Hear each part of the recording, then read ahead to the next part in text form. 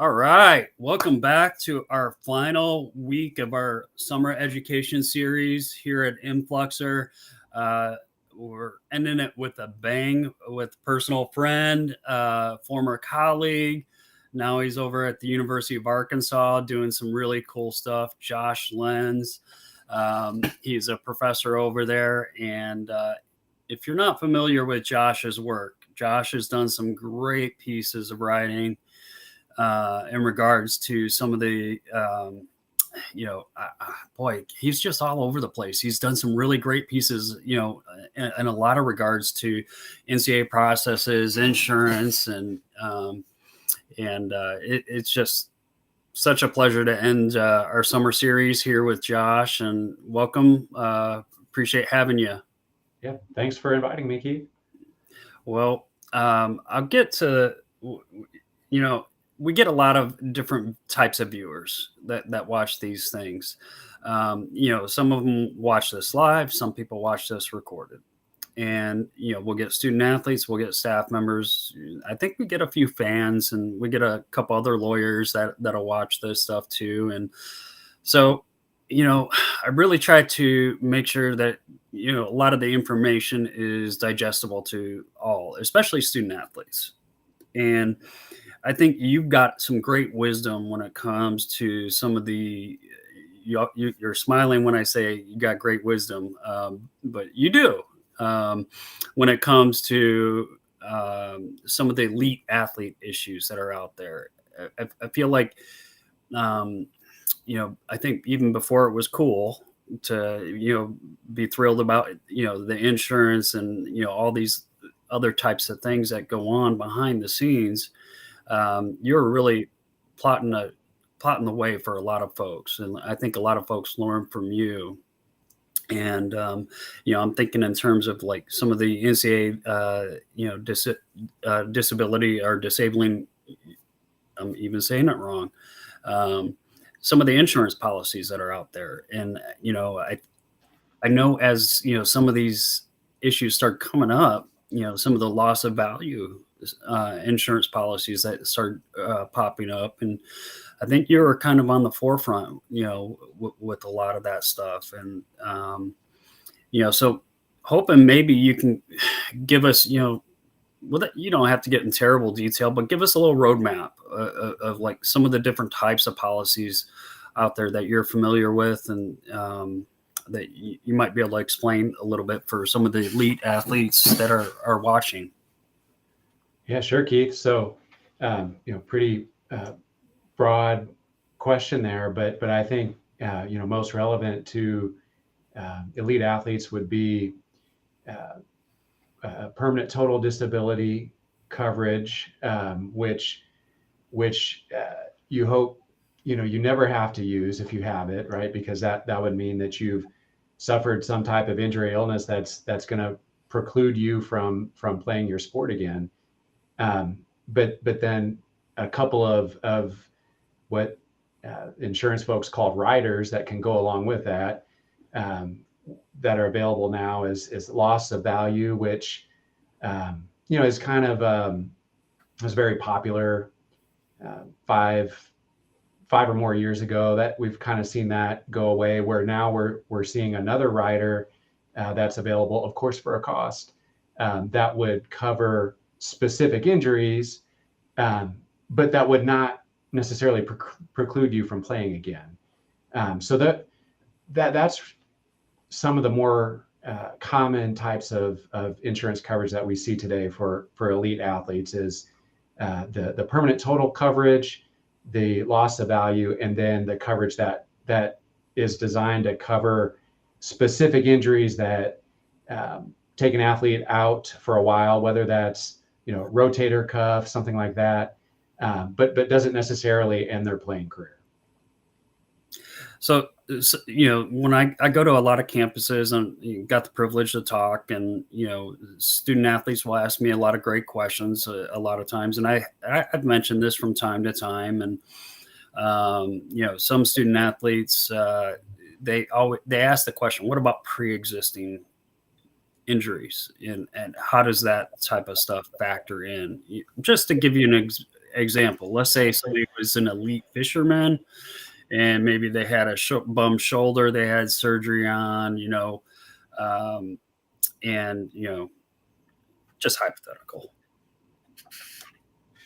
Right, right. Hypothetically, Yeah, uh, yeah, and it's if I was to try to go get some type of insurance policy now, that I'd have to sit down with somebody and they'd go over all my pre-existing conditions and they would exclude coverage for that. Well, something very similar is likely to happen when an elite athlete wants to try to obtain coverage. They're going to have to go through the same type of process, answer a bunch of questions about their medical history, and then it likely exclude any pre-existing conditions. hmm. There's got to be a price tag to all this, and how have you seen that handled? Yes. So in terms of who's covering that price tag, Yeah, yeah, great question, Keith. And so things have changed, and it's gotten a lot better for the athletes and their families now. I mean, you'll remember. I mean, even 10 years ago, even 5 years ago, maybe um, schools were very limited in what they could do and how they could do it in terms of purchasing insurance for athletes. When it comes to the types of insurance that we're talking about right now, right. um, athletes, it used to be they could borrow money, but they couldn't use their future earnings potential to help them secure a loan. Well, that changed. And so now athletes are able to use their future earnings potential to secure a loan. Um, and maybe even better for athletes and their families, now schools are able to cover the costs directly out of their athletics department budgets. They don't even have to go through this student assistance fund anymore. They can, but they can even purchase those policies directly out of their own operating budget. So um, there's a lot more possibilities for funding than there were even 5, 10 years ago. So that's been a big positive for athletes. But again, that's permissive legislation. It's all up to the individual schools as to whether they are taking advantage of that. Yeah, yeah, I definitely remember going through a lot of that. Even before my Baylor days with you, I remember going through that while at USC as well when I was there. Um, yeah, definitely gotten a lot more permissive, a lot more flexibility, and I guess we'll just keep calling this the NIL era. Um, Seems appropriate. Where things have really gotten more to the student athlete benefit, and I think you've mentioned a couple times 5 to 10 years ago, and I think that's really when we saw a lot of the transition between everything from how student athletes are fed to cost of attendance, stipends, just across the board. And I think this is one of those fundamental dominoes to take care of the student athletes that really kind of fell. Um, Anything else, in terms of, I mean, any red flags you see nowadays when it comes to these insurance policies? Anything that student athletes should be wary of?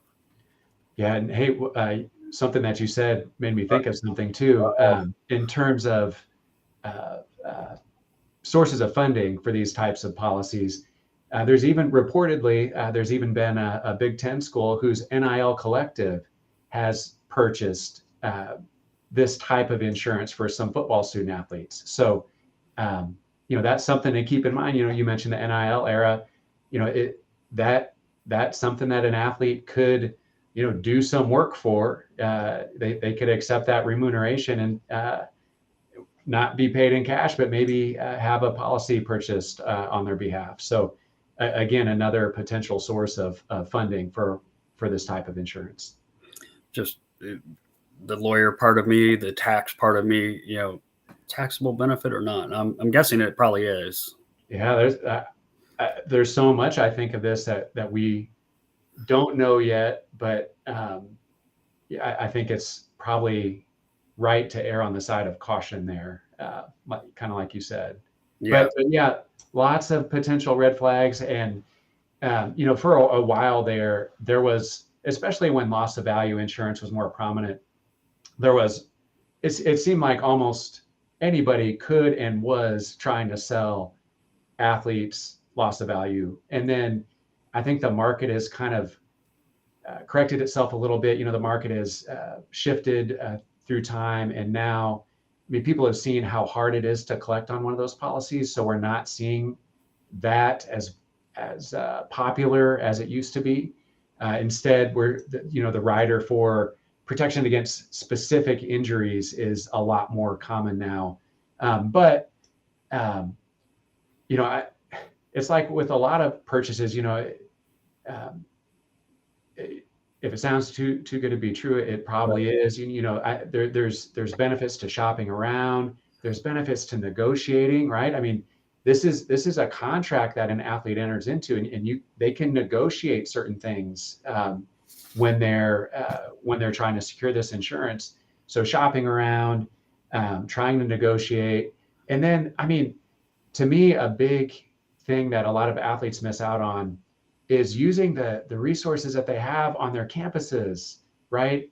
You've got law schools, you've got folks in athletics who have backgrounds in these areas, or former athletes that work in athletics who you can lean on to help you search for and purchase this type of insurance. So um, to me, a lot of athletes overlook that, or they don't know the services that are available. So, just asking athletics administrators, faculty members, I mean, cold calling the law school. I mean, there'd be professors at any law school, I think, who would love to help an athlete avoid potential pitfalls and things like that. And this is all okay. It's all okay for athletes to take advantage of these services. So um, that's definitely something that athletes and their family members should consider. Yeah, absolutely. And that's definitely one thing. I mean, I feel like, it's always been okay, like for student athletes to take advantage of services that are available to any student.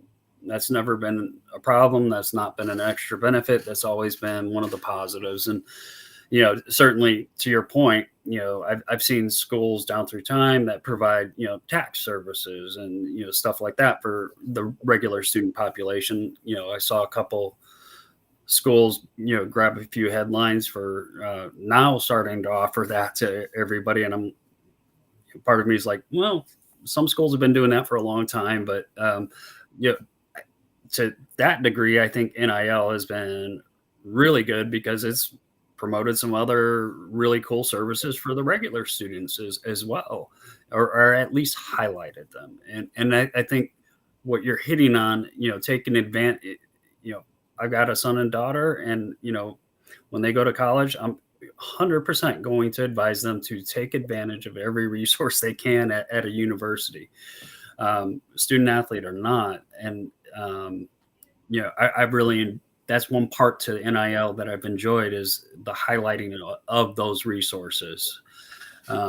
So I think you're 100% on task. And certainly, if there's anybody at the University of Arkansas, they can certainly reach out to you, I'm sure. And I'm not sure how much interaction you have there at Arkansas, but what but I do want to ask you, tell me a little bit about the sports management program there at Arkansas. I want to hear a little bit about it, and like how it's gone in terms of teaching this generation of incoming students. Yeah, it's thanks for asking, Keith. It's a fun time, in this realm. And so, our undergraduate program is large, a few hundred undergraduate students, and we're in Northwest Arkansas, so we've got a double A baseball team nearby, and of course, Razorback athletics. We've got SEC athletics programs right here on campus. We're close to Dallas and St. Louis, Kansas City, et cetera. So um, our students have a lot of cool, internship opportunities, and then those entry level jobs available to them through relationships that we have with former students and things like that. Our master's program is fairly large, a few dozen students, and the focus in our master's program is college athletics. So we have a great relationship with the athletics department. Probably about half of our students have graduate assistant positions in athletics, and then Outstanding.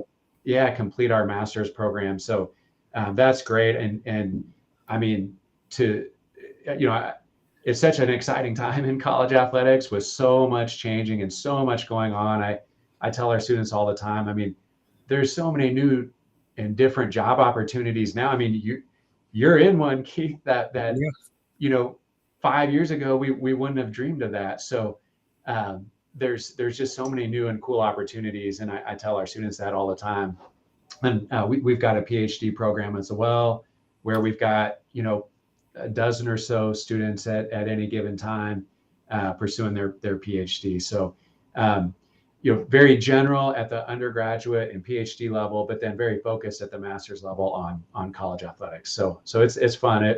We've got a good student body. You're not desperate for content right now, is what I'm hearing.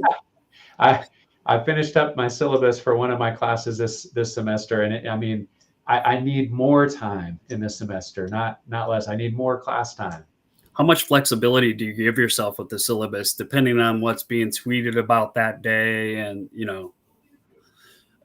I mean, And that's a great question, and I have to. I mean, I try to use current events to get lessons across, and I feel like um, that students that is a way for them to learn, and I think there's a lot of students who learn well, when we're talking about current events. So yeah, I think you have to in this field.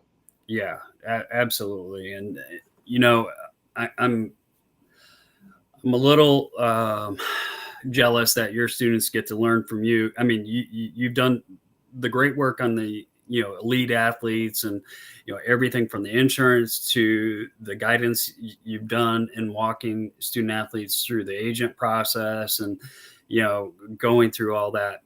Now with NIL, it's a different type of agent that's really come about. And any insight on giving guidance to student athletes on that? I can't imagine it's that much different from some of the guidance you provided before.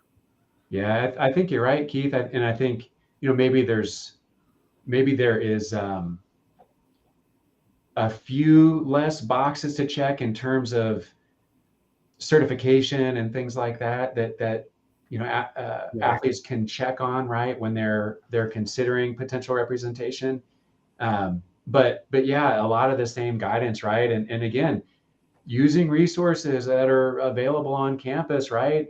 Talking to former athletes and administrators, using faculty members to help with screening and things like that. And I mean, using instructors to help review contracts, propose contracts and things like that. Always checking certification with the state. The state can really help you look for red flags. Um, um, just simple Google searches, getting client lists from potential agents, right?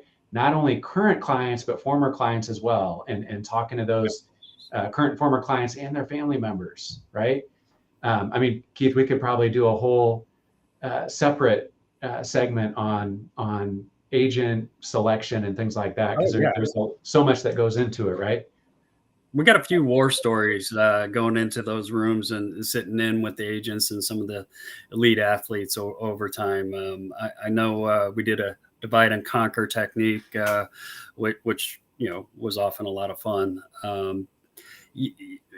Let's hang out there for a second though, because I think that's actually quite pertinent for some of these folks, that some of these student athletes that are looking at potential NIL deals, that are looking at potential agents.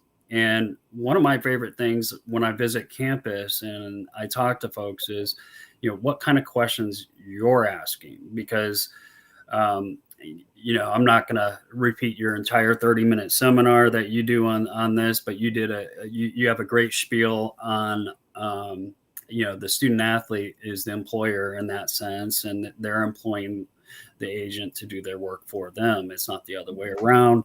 And, albeit some agents will try to pitch it that way. But, the questions, and I always felt like there were some great questions that you would pre-prepare student athletes to ask agents.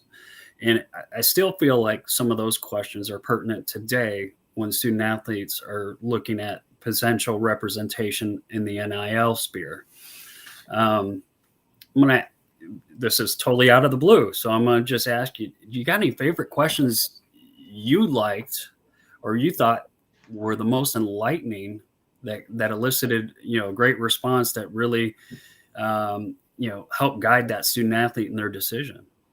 Yeah, and if I did, they probably came from very intelligent parents, right? Parents of athletes who sat in the room and asked questions, or the athletes themselves coming up with questions. And you're right. I mean, that is the definition of an agent, right? They work for you. They are Right. your agent. They are your representative. So that asking the right questions can really help set the tone there for that relationship. And so I think now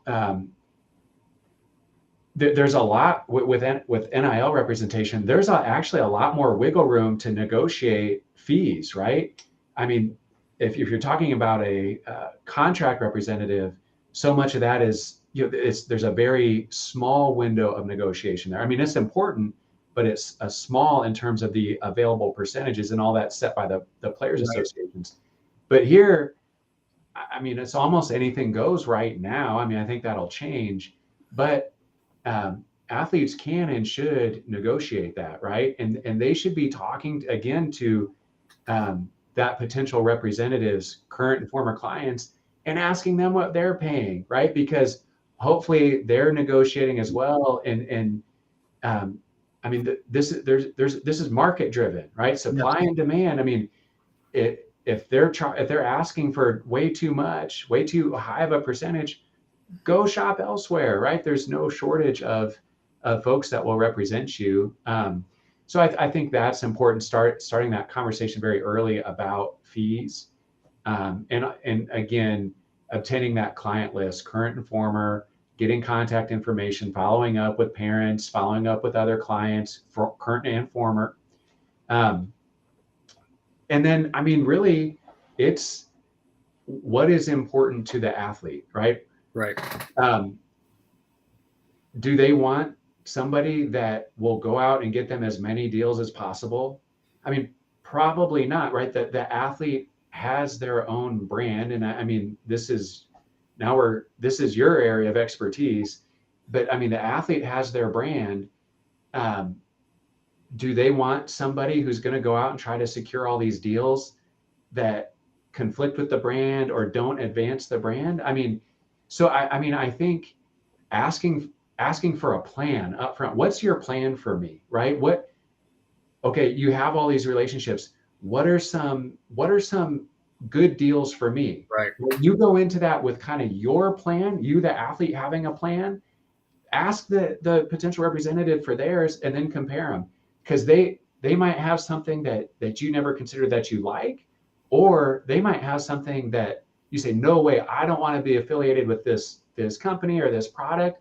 I want nothing to do with this person. I mean, those are some of the key areas where I would start, right? And I don't think you can ask too many questions. I mean, this is a very important decision. So there, just a Google search. I saw an article the other day about potential questions to ask NIL representation. So, I mean, that's out there. But to me, those are some of the key ones: fees, current and former clients, and their contact information, and then give me a plan, right? What's your proposed plan for me? Yeah. And I do find myself laughing at some of the fee structures I've seen. I mean, just the other day, I saw one that was, 50%, and the student athletes were being asked to sign in perpetuity, which is ridiculous. And some of these rates and fee structures that I'm seeing, they're coming from some big name agents in the sports world. I won't name them because I don't want to get a bunch of hate mail, but it's astonishing, that some of these folks that purportedly, have always had client best interest in mind, and they I've heard them pitch good games, when they were just representing the pros, and to see them operate in this kind of fashion in the college sector is just it's a little exhausting. It's a little embarrassing sometimes when I see some of that stuff, and I'm like, really? But I'm not an agent myself, but certainly, like, I provide a lot of advice and counsel for student athletes, that seek it. You know, my line's always open because I don't want to see somebody get a bad deal they can't get out of. But the whole signing in perpetuity is, I'm seeing it a little too often. Hey, and you know what, Keith? When I was 18, 19, 20, 22, I wouldn't have known what that meant, right? Yeah. I might have just went ahead and signed it. So, again, it comes back to, I mean, there's resources on campuses. Go take advantage of them. And I guarantee you stick that proposed contract in front of a law professor or general counsel on campus, they're going to say, hold on, we need to wheel this thing back and have another conversation with this representative. Here's some things you need to go back with. So, again, I wouldn't have known what that meant when I was 20. Again, I think that speaks to doing your due diligence and again, using the resources that are available. I want to hit on something you mentioned, because I really do want to highlight it, because we've obviously worked together for years, known each other for years, and there's certain parts to what you've done where we've sat in the room together. I've listened to you, you've listened to me. It's worked both ways. But one of the most fascinating things I've ever seen you do is when you've met with student athletes, either, I can't remember if it was for insurance purposes or if it was for agent selection, types of things where you told student athletes, it's okay for you to cross off things you don't agree with. It's okay for you to cross off something and negotiate certain clauses, to, just because it's in writing, a contract in front of you, you don't have to jump at it and just sign it. It's not going to automatically disappear, but that's stuff you can talk about. One of the big reasons I've wanted to have you on our summer series is that empowerment you gave student athletes, that knowledge, that sort of pat on the back. It's okay to do these things, and I always found that to be like one of the things. Maybe I didn't highlight it enough, but after hearing you a couple of times, I was like, gosh, that's something I really need to do a better job of, because I thought the way you did that was really, really well done. And, I think you've hit on it a little bit here today, where it's okay to cross stuff out. It is okay to negotiate, but yeah, I mean, that was always something that struck me. Yeah. And I mean, you know this as well. I mean, life is full of negotiations, right? And so they're not always comfortable. But I mean, when you switch jobs or when you get a new job, you're going to negotiate, right? You're going to ask for more money. You're going to ask for these other benefits, so on and so forth. So might as well start getting used to it now, right? When you're 18 to 22, 23, might as well start getting used to it, because it's not going away.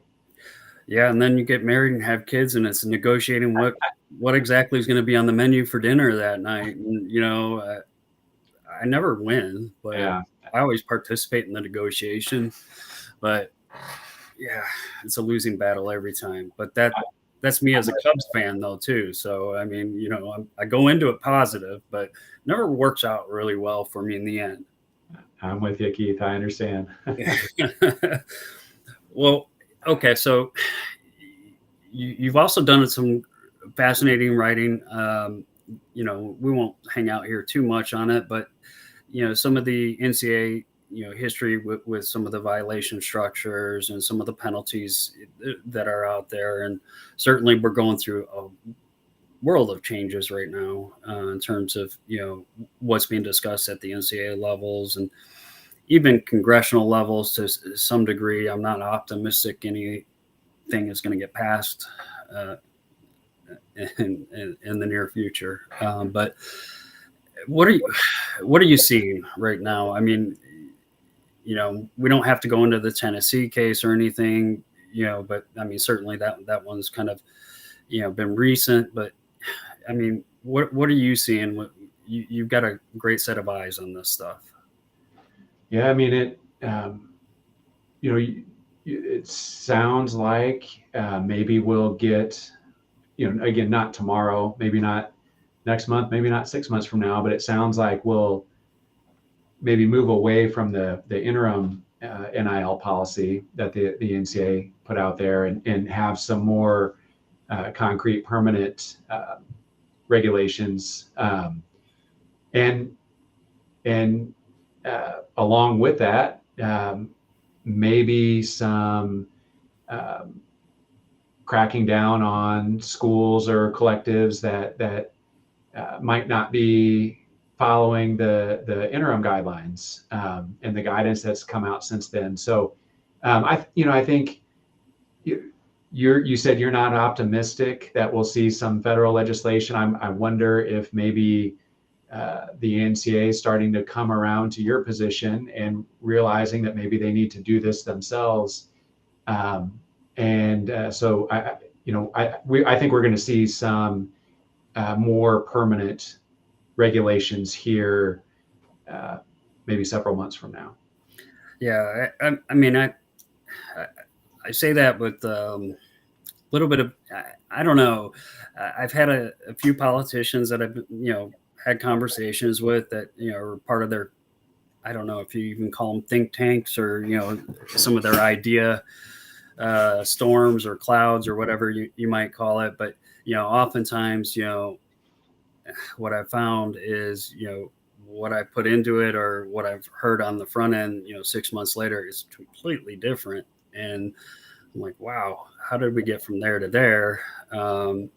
So it's interesting to kind of see how things are developing and what things are being proposed, and what really is the political motive for a lot of different things. And for me, and I know for you, it's always about student welfare. And I think that's one thing you and I have always been fully agreed on is this is more about the student athlete than it is about us. I'm glad to be along for the ride and glad to help guide where I can. But which is one of the reasons I actually really enjoy what we're doing at Influxer. I got to give the pitch for Influxer because we take such a low percentage, and it's more about like the student athlete getting what they earn, and kind of making the opportunity into what it is. And it's turned out tremendously successful for us, and I've enjoyed that. But same time, I'm not optimistic about federal legislation, but I do see some of the points out there, where folks they're seeing the same fee structures, and they're like, gosh, student athletes could be really getting talked into something bad. And in some cases, yes, I think that's definitely happening. Um, and I'm hopeful, something will come into place, but I don't know. Yeah, I'm just not optimistic we're going to get everybody in the room to agree to certain things. Sure, sure. No, it's been really fun to see. Happy for our athletes that get to enjoy monetizing their NIL. But also, some of my favorite deals are ones where athletes are collecting diapers, right? Or, diaper drives, bottled water drives, Yes. awareness for battered women's shelters, fetal movement campaigns, all kinds of really cool stuff that actually, I mean, you and I know was permissible 10 years ago, 20 years ago, right? Yep. Uh, Now everybody else is saying, "Oh wow, this is NIL," and I mean, I'm kind of getting a little off topic here, but you and I know, I mean, we used to help athletes do that kind of thing all the time, raise awareness for certain things and use their name and their image and their likeness to do so. Now everybody calls that, well, now we're in this NIL era. Well, we used to be able to do that, but now it's a little bit more amplified.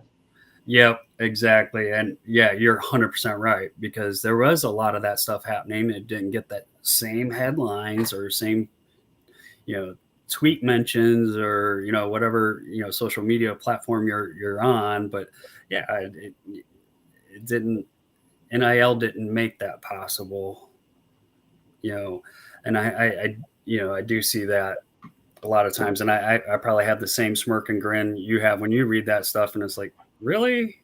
That has always been okay, or there's always been a way to do that. But I think now, some folks would argue, well, now it can be more in line with the student athletes brand, and I don't really know that makes a hill of beans. But um, yeah, it's interesting though. So yeah, I mean, even today, reading, Twitter, and I saw the AD there at Arkansas had some interesting content to put out there, challenging one of the national sports writers, who I think you and I probably share some of the same opinions on. But I thought the move from the AD was brilliant. Um, it looked like most of the Twitter population seemed to agree, but you know, fascinating, to pull up the curtains and say, "Come on in, look at the expenses, look at how much it costs to actually run this," and um, you know, uh, it's an interesting climate though, and for sure. So I'm babbling. I do, me, I do that, but I think between the two of us, we've got a lot of good tidbits for young professionals. And y- let's talk a little more, about what you're doing at Arkansas, because I know I've gotten some of the surveys and from some of your students, and I'm always happy to participate and always happy to help any way I can with what you're doing there. But in terms of like you know revenue and some of the business expenses, like how much do your student athletes get interested in that kind of stuff? Or I mean, talk to me a little bit about like what the population is most interested in there. Yeah. You know, uh, when I teach my classes, whether it's on college athletics or sports law, um, you know, NIL is a big, sexy topic, right? It's a big, sexy topic. I think students enjoy one thing that I enjoy, and I hope students enjoy too, is like in a sports law class, for example, we'll look at coach contracts. We'll pull up actual coach contracts, and we'll look at okay, this coach got fired. Well, here's why they got this big buyout or severance Mhm. payment, and it's because of their contract. So how did we get in this position where we're having to pay 10, not we necessarily University of Arkansas, but we in higher education, why are we having to pay this coach who didn't win enough, tens of millions of dollars to go away and not work for us, right? So that's something that I enjoy looking at with students, and I think they enjoy that as well. Um, Agents is something that students enjoy talking about. Um, it's funny. I think you probably have got this through this also down through time. Is I think a lot of students and even just people in the general public and even media members, they don't know what the NCAA is or what it does or what it's supposed to do.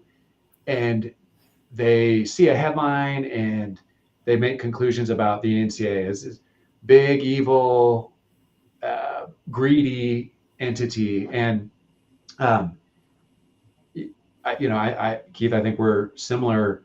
That, and I think there's even people the NCAA would admit they've made mistakes, right? The NCAA has made mistakes, um, but I think I see it. Again, I teach a lot of college athletics classes, a lot of sports law classes. Showing them what the NCAA does and what it's supposed to do, I think opens people's eyes. Yes, there's some decisions that are made that maybe we don't agree with, but here's why those decisions are made, right? Or here's why we have this silly rule, right? This silly, Right. stupid rule. Here's why we have it. It's because this school proposed it and we all approved it, right? So, I think I've used the term pulling the curtain back. So pulling the curtain back on the NCAA itself, and here's why we have college athletics in the first place. Here's why we have the NCAA in the first place. Here's what it's supposed to do. Here's what it does. Here's what it's good at. Here's what it's not good at. So, I think that's something that I try to do in my classes, and then let students make their own opinions about the NCAA, but they need to be informed opinions, right? Yeah, that seems to be a common question I get. I think I've been doing this 25 years, and I don't even know how many times I've actually explained the NCAA is not actually making the rules. This is actually the schools, voting on rules. Albeit there's been sometimes, I think it's national staff making, some adjustments on the fly, which end up being the rule. But I think there is a misnomer out there about like who actually creates the bylaws, and it's actually the schools voting on these various things. And honestly, I in my mind, as I look at NIL and I look at all the different state legislation that's out there, when I look at the state legislation that says, hey, the NCAA may not act and contrary to our state law, when I look at it, I'm thinking, okay, is that state law being in there to allow that particular state university or universities to act, in total rebellion, or is that state law being put out there to tell that state school, you can't vote in favor of doing something different? And in terms of NCAA legislation, or maybe it's not NCAA, maybe it's NAIA or something else, along that line. um, I've questioned that, just from the state law perspective, as we see this plethora of, I still love that word, plethora. I've dropped that one down through I haven't lost that one in 20 years.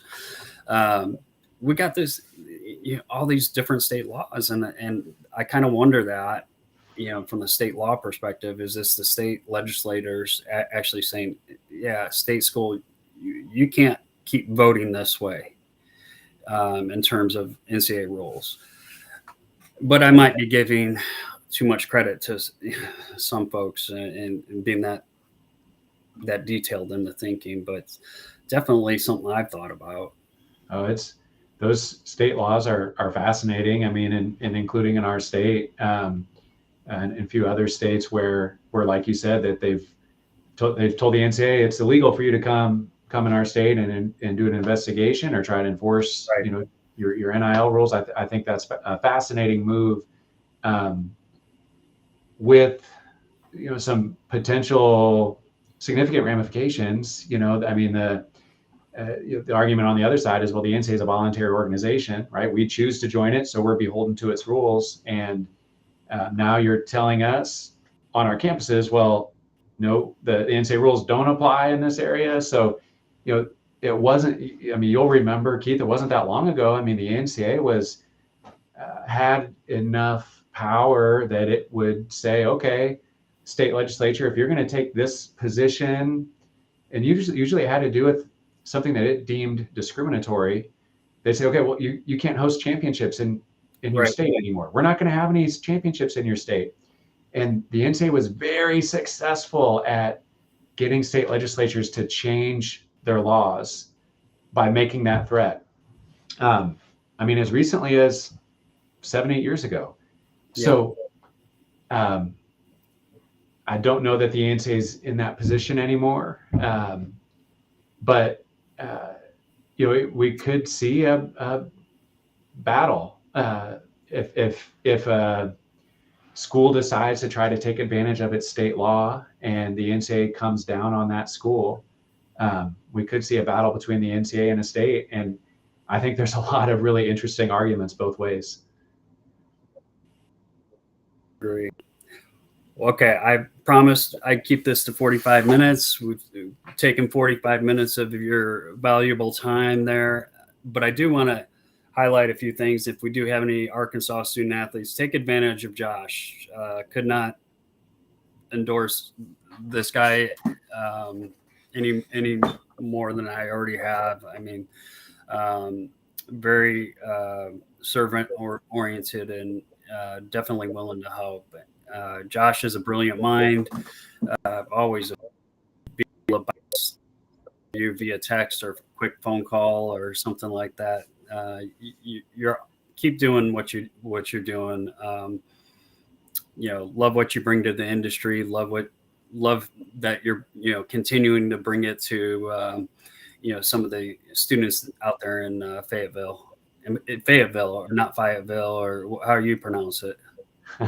You got it, Fayetteville. Okay, I'm just making sure. I've been in Texas a long time. I still got the Chicago twang, but every once in a while, switches a little bit on me. But really appreciate your time, Josh. Thank you so much for joining us, and looking forward to talking to you more in the future. All right. Hey, appreciate it, Keith. Thanks for having me. Thank you.